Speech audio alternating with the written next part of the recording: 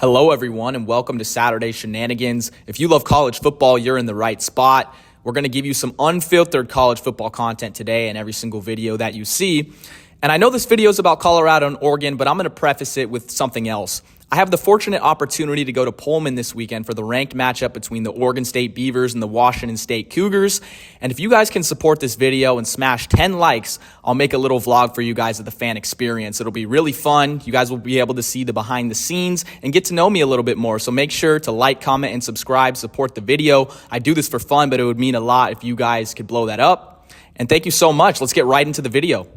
I just want to talk and touch on the game that we saw last weekend, the possible game of the year, the pure entertainment.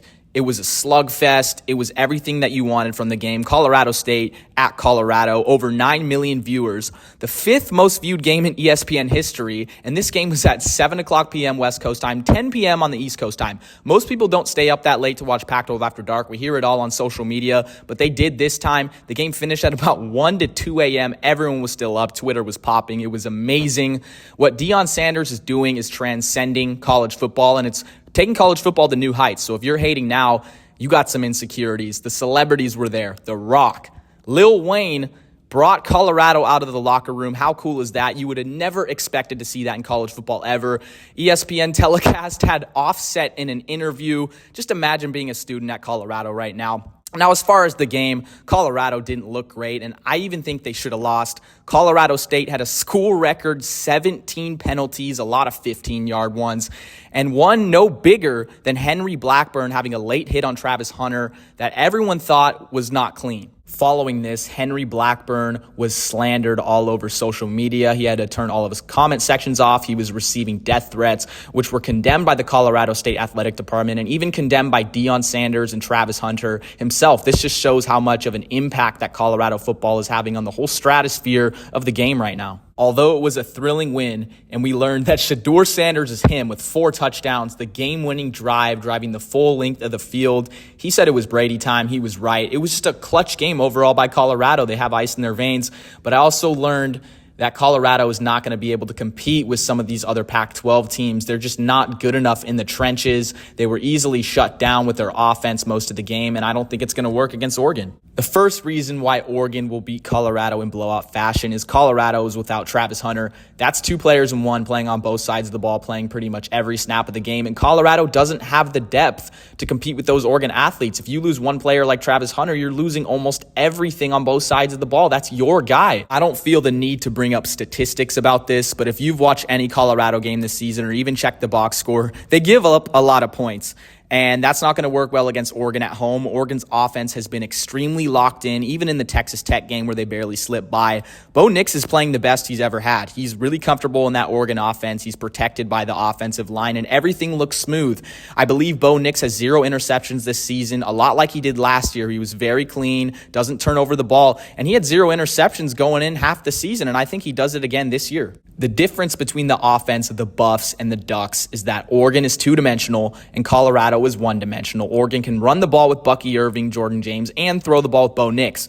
We know that Colorado cannot run. They've averaged only 61 rush yards per game. They throw it a lot with Shedeur Sanders, and he's an amazing quarterback. But when you're 1-dimensional, that really makes you easy to beat. Deion Sanders said after the game against Colorado State, we haven't been able to run the ball as much as we wanted to. And you're not going to be able to just start that all of a sudden in a game against the Oregon defense, where Oregon is definitely outmatching Colorado in the trenches. The biggest mismatch in this game comes between the Colorado defensive line and the Oregon offensive line. I don't see at all how they put any pressure on Bo Nix. I don't see how they make him uncomfortable. And when you have a comfortable Nix, it's bodacious time. Bo's going to put up huge numbers. You've seen those signs and billboards in New York where they're pushing for Bo Nix to be Heisman. I think this is a moment for him to put up 4 touchdowns, 5 touchdowns, 400, 500 yards, and really propel him in the Heisman conversation. On the other side of the ball, the Oregon defensive line is going to wreak havoc and make it a tough day for Shedeur Sanders. They're going to get him out of their comfort zone. I think Colorado State did a better job than TCU and Nebraska at making Shedeur feel uncomfortable, and he wasn't as good in that game. I'm also concerned about a hangover effect for Colorado. You have a huge emotional win at home. All the celebrities show out for it. Everything's going your way. And Oregon's coming off an easy win versus Hawaii where they basically had to just chill out. And I think Oregon's going to come in more ready to play. They're going to be sharper at the beginning of the game and take an early lead that won't be able to be touched. Autzen Stadium is an extremely tough place to play. Colorado did play in a tough TCU environment, but it's nothing like Autzen. It never rains in Autzen Stadium. You know that old saying. And I just think that's going to be too much adversity for the Colorado Buffaloes. Let's talk about lines. Oregon's favored by 21 early in the week. ESPN FBI gives them a 94% chance of winning. And am I going to take Oregon in that spread? Absolutely. Oregon wins big. Bodacious is going to have his moment. I've just got the Ducks all the way in this one. And also, you might think, oh, you're a Colorado hater. Oh, you're just one of those guys who picks them to lose every week. No, I'm totally with what Colorado's doing. I just think this is too much to overcome. The injury to Travis Hunter, all the other things I just mentioned. Oregon has the clear advantage in this game, and I think they're going to take care of business. It's going to be Oregon's big moment to possibly climb up in the top 10. No matter what happens, this game's going to be super fun to watch. I'm so happy that the Pac-12 is having a lot of success in their last season and that Deion Sanders is just bringing all this hype. Everyone's watching. It's just a great time, and I love college football, so I live for these type of games. Thank you so much for making it to the end of the video. It means a lot to me, more than you would know.